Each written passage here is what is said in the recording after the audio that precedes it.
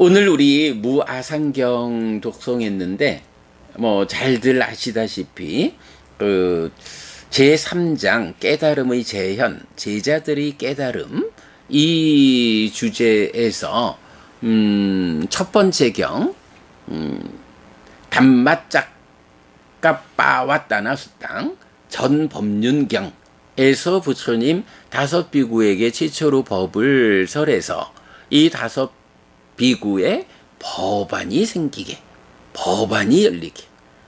참으로 이 부처님이야말로, 이분이야말로 정말로 부처다.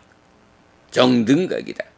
이분을 따라 배우고 뒤따르면 나도 이분처럼 괴로움을 소멸하고 해탈할 수 있겠다. 완전한 행복을 실현할 수 있겠다. 라는 믿음의 눈을 뜨는 것. 그래서 그 가르침이 말하는 내 삶에 수반되는 이 괴로움이라는 것이 원래 괴로워야만 하는 삶이 아니고 어떤 조건들에 의해서 번뇌로부터 시작하는 이런 조건에 의해 가지고 자라나는 성질을 가지는 괴로움.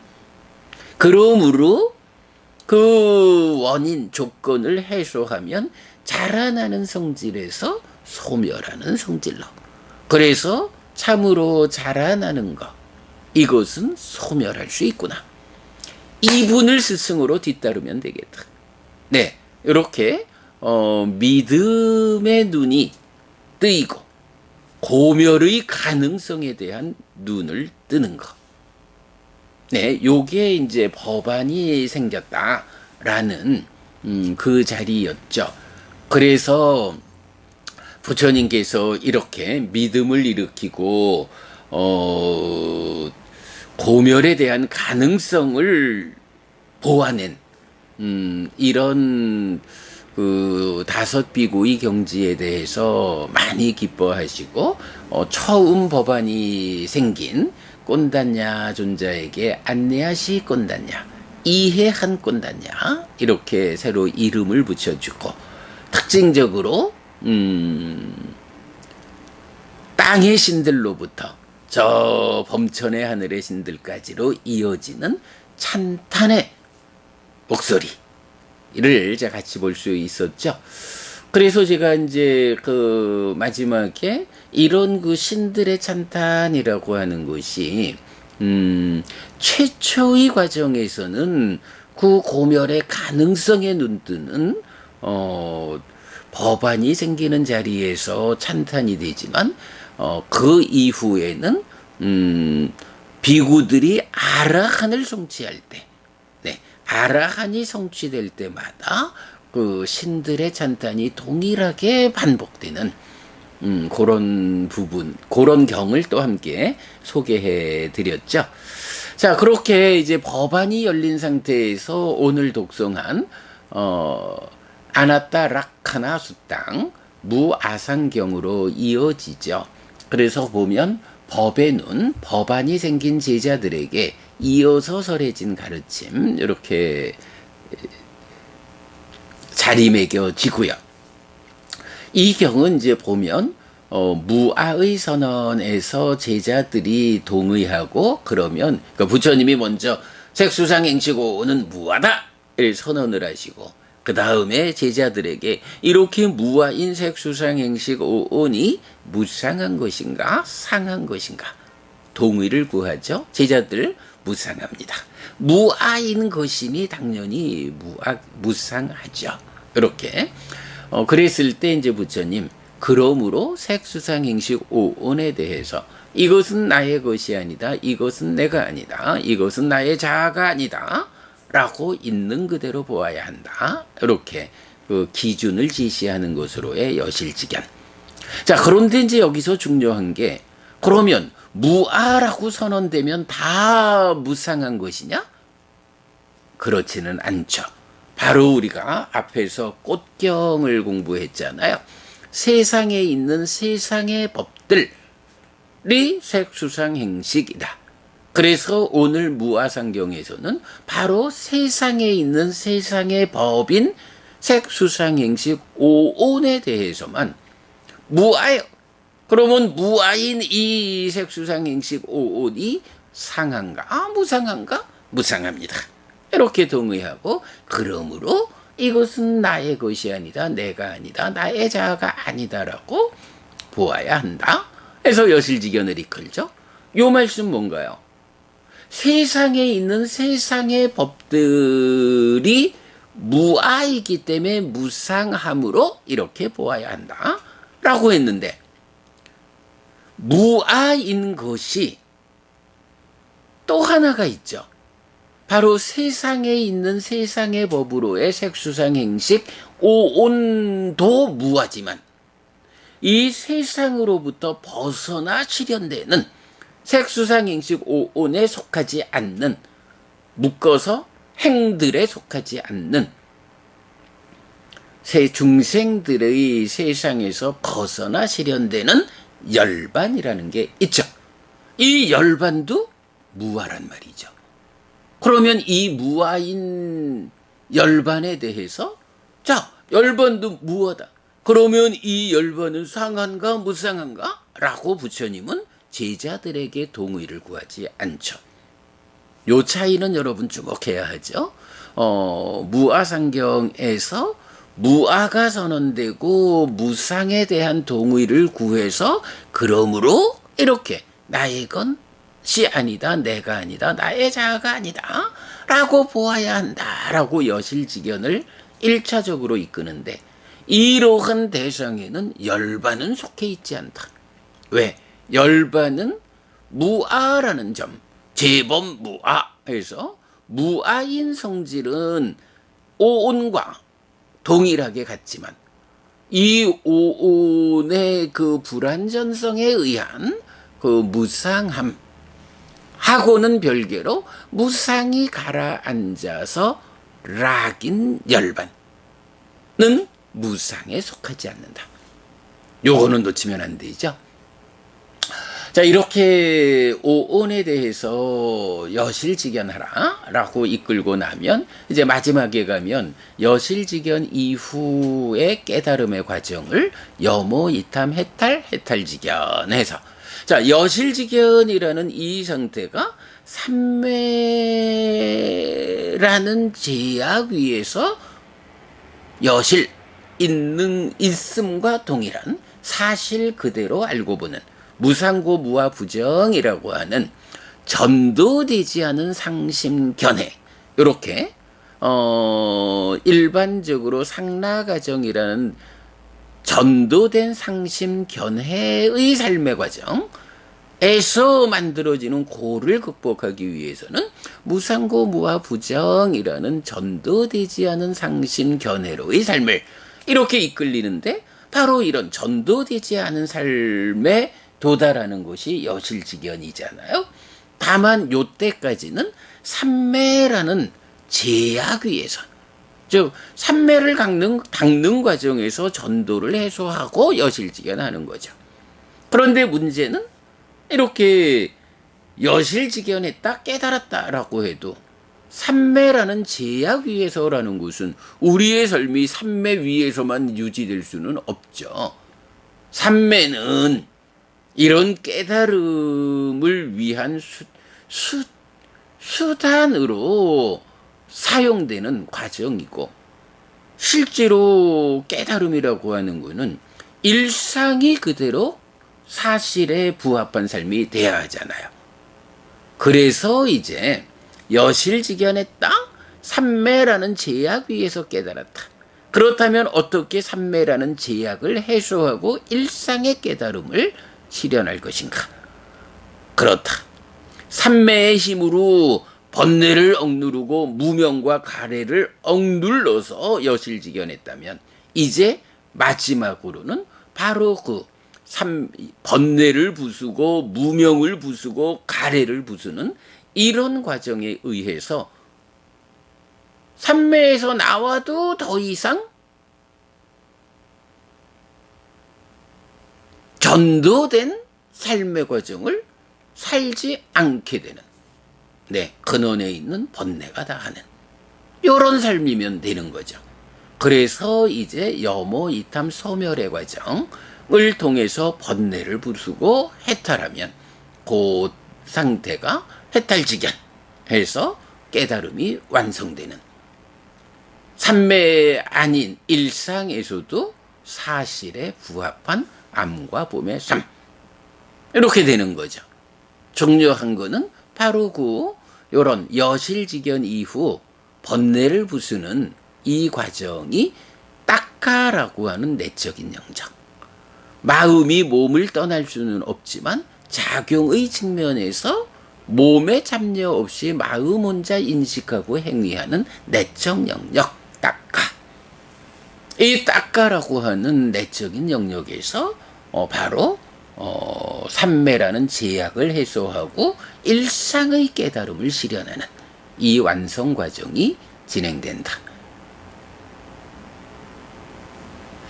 제가 지난 금요일 날 어떤 공부 많으신 선배 스님을 좀 뵈러 가겠다 말씀드렸는데,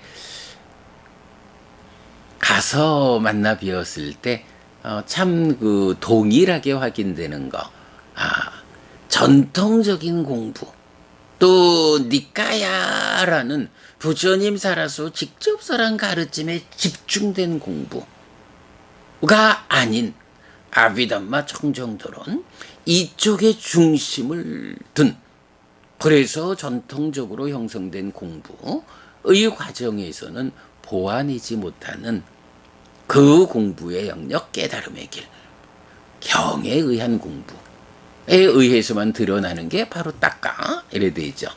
딱가라는 개념을 저나 어부님들 함께 말할 수 있다라는 것은 정말 행운이죠. 프레임이 바뀐 거죠. 아비담마 청정도론이라는 후대의 관점으로 경을 보는, 이 안경을 벗고 맨눈으로 경을 볼 때야 비로소 드러나는 이 완성의 길, 부처님 가르침의 근본, 네, 이런 부분을 이제 우리가 볼 수 있게 되죠. 자, 그런가 하면 이제 이렇게 부처님께서 여실지견, 해탈지견을 이끄는 가르침을 다 설했을 때 마지막에 가서 이 가르침이 설해졌을 때 함께하는 5 비구의 심은 집착에서 벗어나 번뇌들로부터 해탈하였다라고 해서, 이제 그 함께하는 5 비구가 전법륜경에 의해서 법안이 생겼다라는 상태에서 바로 그 믿음의 고멸의 가능성에 눈뜬 상태에서 부처님 가르침을 귀 기울여 듣고 이어지는 대로 부처님이 지도하는 수행을 따라서 깨달음을 성취하는, 그래서 심히 집착에서 벗어나 번뇌들로부터 해탈하였다, 달리 말하면 아라한 되었다 라는 이 역사적 사건이 바로 이 경에서 알려지죠. 그러면 세상에 어떤 변화가 있나요? 부처님께서 깨달음을 성취했다, 최초의 아라한이 되었다 라는 이 상태에서 바로 이런 녹야원에서 5명의 비구가 전법륜경에 이어서 무아상경의 가르침을 받고 아라한이 되었다. 세상에 6명의 아라한이 생겨났다. 이 깨달음의 주인인 부처님이 계시면 이 부처님의 깨달음이 제자들에 의해서 재현되었다. 제자들에 의해서 재현되는 깨달음이기 때문에 이것이 2600년이 지난 지금 나에게까지 전승되어서 유지되어 전달되었다. 이제 우리가 부처님의 깨달음을 이런 제자들의 재현 과정에 의해서 만날 수 있게 되었다. 이런 역사적 사실이 발생한 거죠. 무아상경의 의미죠. 네. 그리고 바로 이제 이런 깨달음의 과정이 단지 부처님이 설하는 법을 듣는 것만으로 깨달은 것일까? 그렇게 보면 안 된다 그랬죠. 그래서 마지막에 함께 소개하고 있는 게 보디왕자경에서 함께하는 다섯 비구를 가르치는 과정. 네. 보면 다섯 비구를 설득해서 앉혀서 법을 설하고, 그리고 나면 두 명의 비구를 가르칠 때 세 명의 비구는 탁발해서 탁발해 온 것으로 여섯 명이 먹었다. 세 명의 비구를 가르칠 땐 두 명의 비구가 탁발해서 가져온 것으로 여섯 명이 먹었다. 라고 해서 단지 법이 설해지는 걸 듣고 깨달은 게 아니라 법을 설하고 나서는 이 다섯 비구를 앉혀가지고 이렇게 삼매를 성취해서 이렇게 삼매를 닦아라. 그저 마음이 집중되는 삼매만 가지고 깨달을 수 있는 것은 아니다. 이러한 마음의 집중 삼매 위에서 이러이러한 과정으로 깨달음을 성취하자. 아비녀 부부님 그저께 오셨었죠? 그때도 우리가 그 얘기를 했지만 사실은 지난 그 수행 경전들을 공부하는 과정에서 제가 거듭 어려운 주제 하나를 풀어낸 게 뭔가요? 대상이라는 측면. 컵 안에 담긴 물에 얼굴을 좀 비춰가지고 얼굴을 좀 깨끗이 해야겠다 라고 하면 어떤 과정이 필요한가? 컵을 고정해야 한다. 컵이 흔들리지 않는 상태에서 고정은 유지된 상태에서 안에 물을 가라앉혀야 된다. 진정해야 한다. 그러면 거기서 얼굴이 드러난다. 이런 부분에 의해서 컵을 고정하는 곳이 니미tta, 내입처가 외입처를, 뭐 호흡 이러면 신내입처가 호흡이라는 외입처, 욕탐에 의해 왜곡된 니미tta를 붙잡고 삼매에 든다. 흔들리지 않게 한다. 그리고 그 안에 물을 진정시키는 과정을 어떻게 말하나요? 예. 이제는 그 내입처가 외입처를 붙잡고 삼매에 드는 요 상태가 유지되는 위에서 이제 여기서 새끼쳐져 생겨나는 식이 찌따사님이다. 심상이라고 불리는 수, 느낌을 대상으로 심행을 경험한다라고 하는 이런 과정이 전개되는 거. 요런 부분을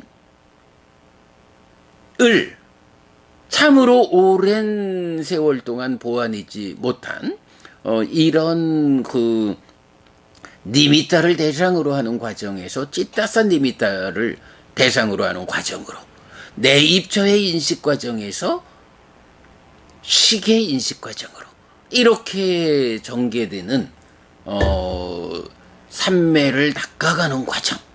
그래서 법을 드러나게 하고 내적인 심의 삼았다. 드러나는 법에서 무상을 보는 법의 윗바다나에서 여실지경 가는. 그리고 나면 내적인 영역 닦아 안에서 염호 이탐 소멸로 해탈지견하는 이런 과정은 경을 요만큼이라도 벗어나는 순간 드러나지 않는다. 이것이 깨달음의 길이다. 부처님의 길이다. 그런 가르침에 의해서 부처님의 깨달음이 재현된다.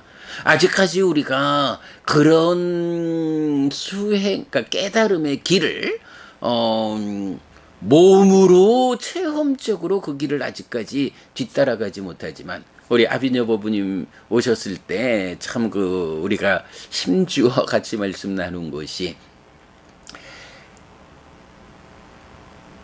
길조차 드러나 있지 않던 시절에 우리가 길이라도 드러냈다라는 이 커다란 의미.